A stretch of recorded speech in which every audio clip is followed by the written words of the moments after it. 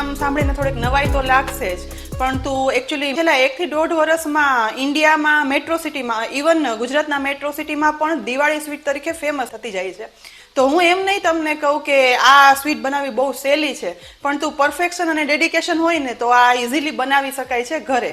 તો આ વખતે દિવાળી માટે નવી મીઠાઈ બકલાવા હું તમારા માટે લઈને આવી છું. આખી રેસીપી જોજો અને એકવાર ટ્રાય પણ કરજો, ખરેખર સરસ છે, ઘરમાં બધાને ભાવશે. શરૂઆત અહીં 2 કપ મેંદાનો લોટ પોળા બાઉલમાં ઉમેરી દેવાનો. તેમાં સાથે 1 પિંચ જેટલું મીઠું ઉમેરી સાથે બેકિંગ સોડા 1/2 ટીસ્પૂન ઉમેરશું. તેની સાથે 1/8 કપ ચોખ્ખું ઘી મેલ્ટેડ કરી અને તે ઉમેરવાનું. બધું હાથ વડે એકદમ સરસ રીતે મિક્સ કરી દેવાનું, જેથી બેકિંગ સોડા, ઉમેરેલું મીઠું, મોણ એ બધું સરસ રીતે મિક્સ થઈ જાય. અહીં મુઠ્ઠી પડે ને એવો લોટ બની અને તૈયાર થશે. તો આ સમયે આ લોટની અંદર 1/4 કપ દૂધ લઈ અને જોઈએ ને એ પ્રમાણે દૂધ ઉમેરતા જઈ આ રીતે લોટ બાંધવાનો છે.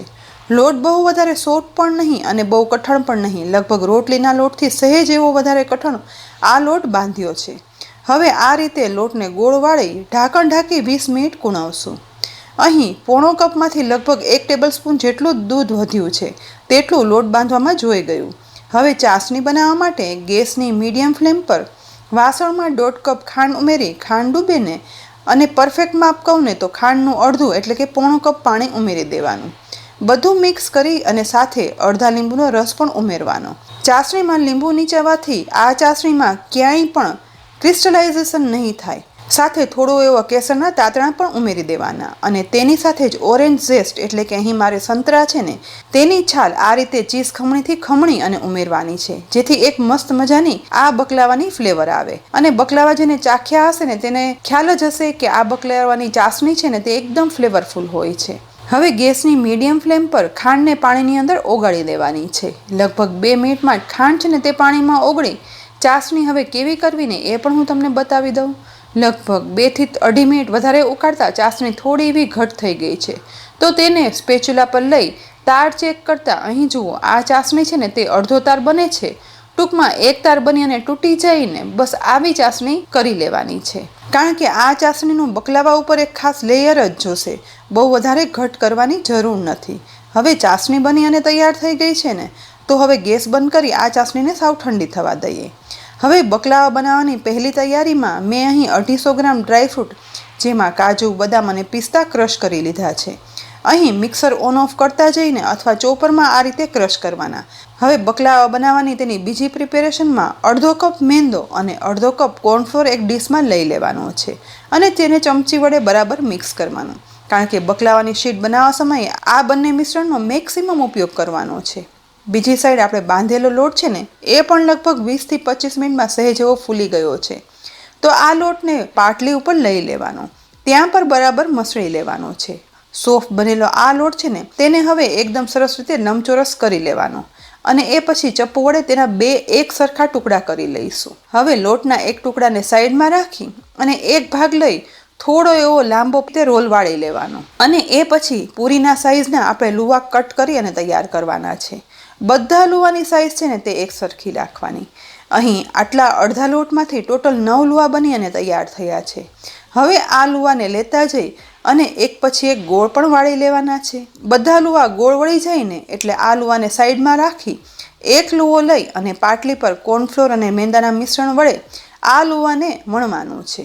મીડિયમથી મોટી સાઈઝની રોટલી વણાઈને એટલું વણી લેવાનું. બનેલી આ રોટલીને આપણે સાઈડમાં એક ડીશમાં નીચે મેંદા અને કોર્નફ્લોરનું મિશ્રણ રાખી આ રોટલી રાખી દઈશું. ફરીથી આ રોટલી ઉપર આ લોટનું મિશ્રણ ફેલાવી દેવાનું છે. એ પછી બીજી રોટલી પણ એ જ સાઈઝની વણી અને પેલી રોટલી ઉપર રાખી દઈશું. ફરીથી બીજી રોટલી ઉપર પણ લોટ સ્પ્રેડ કરી દેવાનું. આ રીતે ટોટલ એક પછી એક 9 લુવામાંથી રોટલી વણી અને તૈયાર કરી લીધી છે અને દરેક પડ વચ્ચે કોરા લોટનું મિશ્રણ છે ને તે પણ સ્પ્રેડ કરી દેવાનું, જેથી આ બધા પડ છે ને તે એકબીજા સાથે ચીપકે નહીં. હવે આ 9 વળેલી રોટલીને એક સાથે જ આપણે લઈ લેવાના છે અને પાટલી ઉપર એકદમ વધારે લોટનું મિશ્રણ સ્પ્રેડ કરી અને બધા પડ એક સરખા ગોઠવી દેવાના. ફરી સહેજ એવા પ્રેસ કરી કોરો લોટ લેતો જવાનો અને વણવાની શરૂઆત કરવાની, કારણ કે હજી તો આપણે એકદમ પતલી શીટ બનાવવાની છે. આ રીતે ધીમે ધીમે કરી અને વણતા પડ ફરીથી વણાવા લાગ્યા છે. અહીં પાટલીની સાઈઝના પડ વણાઈ જાય ને એ રીતે પડ વણવાના. બધા પડ એક સરખા વણાઈ અને મોટી રોટલી તૈયાર થઈ ગઈ છે. તો હવે આ પડમાં કોઈ એક સાઈડથી ઉપરથી આ રીતે ઉપરનું પડ ખોલવાની ટ્રાય કરવાની. જુઓ, પડ એટલા બધા સરસ સાથે વણાયા હોવા છતાં પણ ઇઝીલી પેલું પડ છે ને તે ખુલી અને અલગ થઈ ગયું. એકદમ પાતળું પણ બન્યું છે ને કેટલું ટ્રાન્સપરન્ટ છે. વણેલી રોટલીનું પહેલું અલગ કરેલું પડ છે ને તેને એક મોટી ડીશની અંદર મેંદો અને કોર્નફ્લેરનું મિશ્રણ ફેલાવી તેની ઉપર રાખી દેવાનું. ફરીથી ઉપરથી આ લોટનું મિશ્રણ સ્પ્રેડ કરી દેવાનું. આ જ રીતે બીજું પડ પણ આપણે ખોલી અને અલગ કરશું. બસ આ જ રીતે એક પછી એક ફરી બધા પડ ખોલતા જવાના અને ડીશમાં વચ્ચે લોટનું મિશ્રણ રાખી અને પાથરતા જવાના.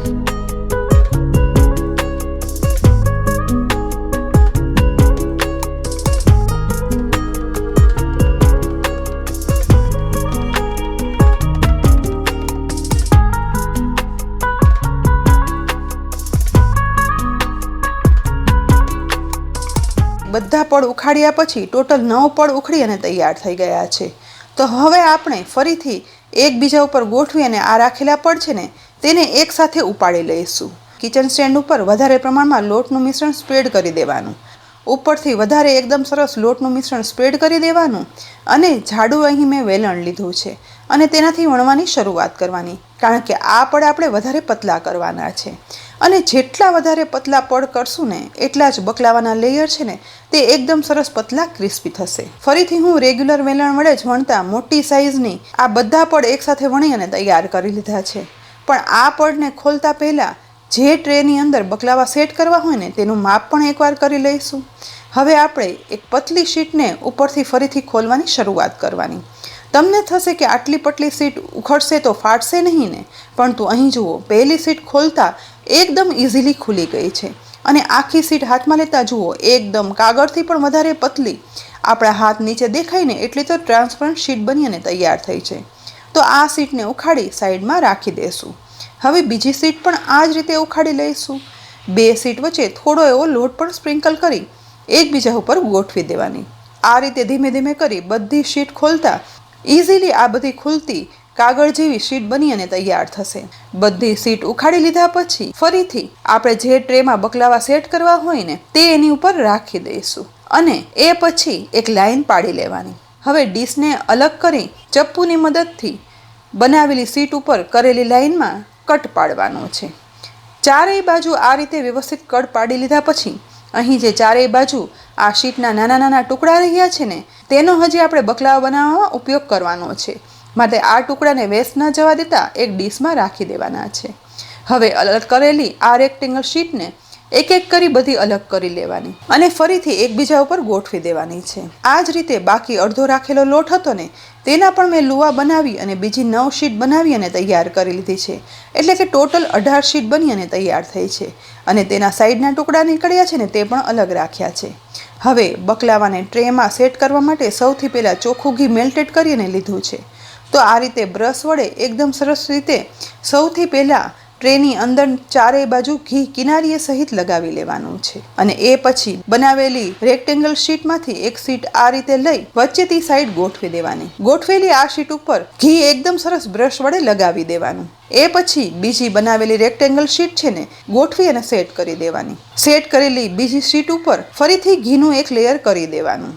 એ પછી આપણે જે શીટ કરી અને ટુકડા કર્યા હતા ને તેમાંથી થોડા ટુકડા લઈ એક પછી એક ઉપર ગોઠવી દેવાના અને આ બધા ટુકડાને એ રીતે ગોઠવવાના જેથી એક ત્રીજું લેયર બની અને તૈયાર થાય. તૈયાર થયેલા ટુકડાનું આ લેયર ઉપર ફરીથી ઘી લગાવી લેવાનું છે.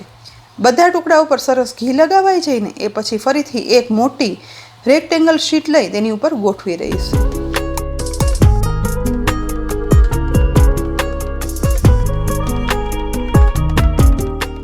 આ રીતે ચોથું લેયર, પાંચમું લેયર અને છઠ્ઠું લેયર સેટ કરવાનું. ટોટલ 6 લેયર થઈ જાય ને એ પછી આપણે બનાવેલો ક્રશ ડ્રાયફ્રૂટ છે ને તે લઈ અને આ લેયર ઉપર એકદમ સરસ સ્પ્રેડ કરી દેવાના છે અને એક આખું 7મું લેયર બનાવી અને તૈયાર કરવાનું. ડ્રાયફ્રૂટનો ટેસ્ટ જેટલું વધારે ઉમેરશો ને તેટલું સરસ લાગશે.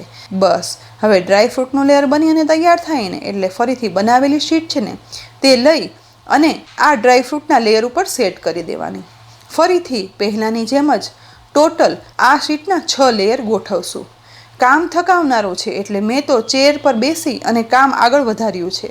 આ રીતે 6 લેયર ગોઠવી દીધા પછી ફરીથી ડ્રાયફ્રૂટનું એક લેયર બનાવી અને તૈયાર કરવાનું. અહીં પણ ડ્રાયફ્રૂટનો આપણે મેક્સિમમ યુઝ કરવાનો છે. બસ આ જ રીતે ફરીથી ડ્રાયફ્રૂટનું લેયર બની અને તૈયાર થઈ જાય ને એ પછી બાકી રહેલી 6 શીટ છે ને તેને પણ આ જ રીતે ઘી લગાવતા જઈ અને સેટ કરી દેવાનું છે.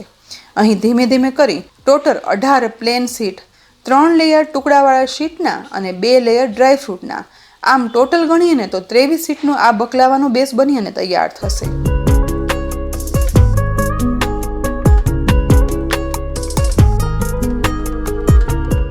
હવે આ સમયે આપણે જે સાઈઝના બકલાવા બનાવવા હોય ને તેનું માપ લઈ 2-2 ઇંચનું માપથી આ રીતે કટ પાડી લેવાના છે. કટ તે અંદર સુધી ચપ્પુ વડે પ્રેસ કરી પૂરા અલગ કરી લેવાના, જેથી બકલાવા અંદર સુધી સરસ બેક થઈ જાય અને એ પછી ચાસણી પણ ઇઝીલી અંદર સુધી સ્પ્રેડ થઈ જાય. ચપ્પુ વડે બધા કટ લગાવાઈ જાય ને એ પછી તવેથાની મદદથી આ રીતે ઊંડા કટ લગાવી દેવાના, જેથી અંદર ક્યાંય પણ લેયર છે ને તે એકબીજાથી જોઈન્ટ ના રહી જાય. ફરીથી પાડેલા કટની અંદર મેક્સિમમ અંદર સુધી ભરાઈને એ રીતે ઘી ભરવાની શરૂઆત કરવાની છે. આ રીતે બ્રશથી કરશું ને તો ઇઝીલી ઘી અંદર સુધી દરેક કટમાં જતું રહેશે. બસ હવે ઉપરથી પણ એક ઘીનું લેયર સ્પ્રેડ કરી દેવાનું. એ પછી 5 મિનિટ પ્રીહીટ કરેલા ઓટીજીની અંદર આ બકલાવાની બેકિંગ ડીશ છે ને તે બેક કરવા માટે રાખી દઈશું. ટેમ્પરેચર છે ને તે 160 ડિગ્રી રાખ્યું છે અને સાથે સમય 25 મિનિટનો સેટ કરી દેવાનો. હવે સ્વિચ ઓન કરી આ બકલાવાને બેક થવા દઈશું. અહીં જેમ જેમ બકલાવા શેકાતા જશે ને તેમ તેમ અંદરથી એકદમ સરસ સુગંધ આવવા લાગશે. 25 મિનિટ પૂરી થયા પછી વધારે 10 મિનિટ આ બકલાવાને શેક્યા હતા, એટલે ટોટલ 35 મિનિટનો સમય થયો. એ પછી આ ટ્રેને ઓવનમાંથી બહાર કાઢી સ્ટેન્ડ પર લઈ લેવાની. ઉપરથી એકદમ સરસ ગોલ્ડન કલર સાથે બકલાવા બેક થઈ અને કેટલા સરસ ગોલ્ડન બ્રાઉન કલર આવ્યો છે. તો ફરીથી તવેથાથી આ બકલાવાને અલગ કરી અને ચેક કરી લઈશું. જો અંદરના બધા લેયર છે ને તે એકદમ પરફેક્ટ રોસ્ટ થઈ ગયા છે. આ સમયે ફરીથી બેક થયેલા બકલાવાને થોડા થોડા તવેથા વડે અલગ પાડી લેવાના, કારણ કે હજી આપણે બનાવેલી ચાસણી છે ને તે ઉમેરવાની બાકી છે. તો કટ પાડી લીધા પછી બનાવેલી ફ્લેવરફુલ ચાસણી છે ને ક્યાંય પણ ક્રિસ્ટલાઇઝ નથી થઈ. તો આ રીતે દરેક ક્રેક એટલે તિરાડની અંદર આ ચાસણી ભરવાની શરૂઆત કરવાની છે. બકલાવાના દરેક પીસની ઉપર આ રીતે ચાસણી સ્પ્રેડ કરવાની અને દરેક કિનારીમાં પણ કરવાની, અને અંદર જુઓ ક્યાંય પણ ક્રિસ્ટલાઇઝ નથી થઈ. ક્રેક એટલે તિરાડની અંદર આ ચાસણી ભરવાની શરૂઆત કરવાની છે. બકલાવાના દરેક પીસની ઉપર આ રીતે ચાસણી સ્પ્રેડ કરવાની અને દરેક કિનારીમાં પણ કરવાની, તેમાં પણ ભરવાની શરૂઆત કરશો ને તો ધીમે ધીમે કરી લગભગ બધી ચાસણી સ્પ્રેડ થશે ને એટલે એકદમ સરસ આ બકલાવાની શાઇનિંગ પણ આવશે. અને તમે જો બહાર આ બકલાવા ચાખ્યા હશે ને તો આવા સરસ ફ્લેવરફુલ અને શાઇનિંગવાળા બકલાવા તમે જોયા જ હશે. જેટલી ચાસણી વધારે ઉમેરશો ને એટલા જ આ બકલાવા ખાવાની મજા આવશે. એ પછી થોડો ડ્રાયફ્રૂટનો ભૂકો આપણે જે રાખ્યો હતો ને તે પણ બકલાવા ઉપર આ રીતે થોડો થોડો સ્પ્રિંકલ કરી દેવાનો, જેથી લુક પણ એકદમ મસ્ત આવે. ખૂબ જ મહેનત છે, પરંતુ એકવાર બનાવી અને તૈયાર કરશો ને અને ઘરમાં બધાને ચખાડશો ને તો બધાને ખરેખર ખૂબ જ ભાવશે, જેથી આપણી મહેનત છે ને તે વસૂલ થઈ જશે. ફ્રેન્ડ્સ, આજે ખૂબ જ મહેનત સાથે મેં દિવાળીમાં ફેમસ થતી રેસીપી બકલાવા તમારી સાથે શેર કરી છે. એકદમ સરસ બકલાવા આ ચાસણીમાં અડધી કલાક સેટ થઈ જાય ને એ પછી એક પીસ કાઢતા અહીં જુઓ ચાસણીથી ભરપૂર શાઇનિંગ સાથે એકદમ ક્રિસ્પી લેયરવાળા આ એકદમ ટેસ્ટી મિડલ ઈસ્ટ રેસીપી બકલાવા બની અને તૈયાર થઈ ગયા છે. કેટલા સરસ ક્રિસ્પી અંદર સુધી બેક થયા છે અને સ્વાદ ચાખશો ને તો ના પૂછો વાત, એટલો સરસ. તો ફ્રેન્ડ્સ, આ બકલાવાની ઓરિજિનલ રેસીપી મેં તમારી સાથે શેર કરી.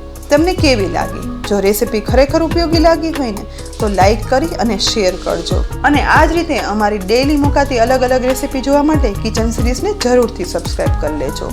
આવતીકાલે ફરી મળશું નવી રેસીપી સાથે. ત્યાં સુધી આવજો.